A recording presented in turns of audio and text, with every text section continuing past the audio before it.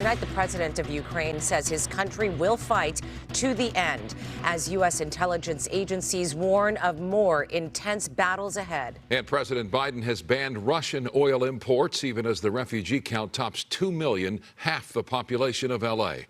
We have live team coverage on the war and its impact. First to new developments in Ukraine, and KTLA's Pedro Rivera. Pedro.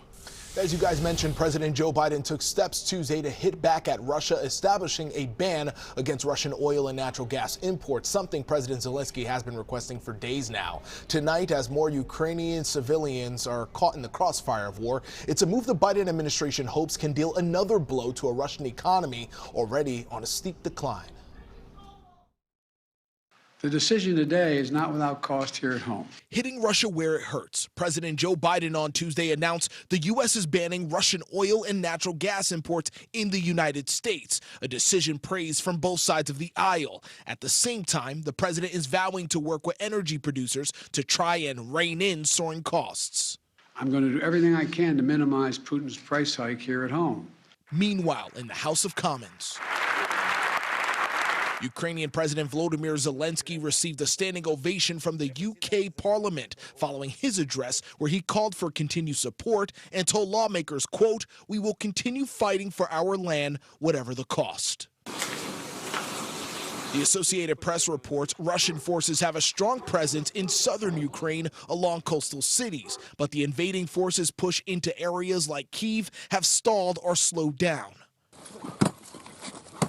The latest devastation hitting the city of Sumy. A Monday night airstrike killed as many as 21 civilians. Ukraine is accusing Russia of purposely attacking civilian routes used to escape or bring in aid. No. The United Nations reports the number of people looking to flee war-torn Ukraine has now ballooned to more than 2 million and growing. But those staying are fighting back. How on earth can we not defend our city? Ukrainian Alexander Noshchenko is a married father of two with no military experience, but took up training with arms and unfortunately is now putting it to use to protect his country as a volunteer soldier. We are here on our land, and they are killing our women, our kids. We will just fight with bare hands if that's necessary. Ukrainian businessman had his family escape the country while he fights on the front lines, protecting one of the main arteries into the capital city of Kyiv, a road he says he's willing to protect with his life.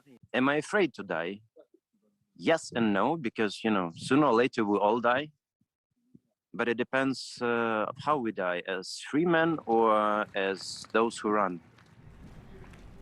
At his news conference, President Joe Biden called on Congress to pass a $12 billion Ukrainian assistance package that includes humanitarian and military aid. And I do want to update you guys with this. Media from Ukraine is reporting at this time that their first deputy interior minister says that foreign volunteers will be able to obtain Ukrainian citizenship if they want to. And they're reporting that as many as 20,000 foreign volunteers have joined in the fight against Russia in Ukraine.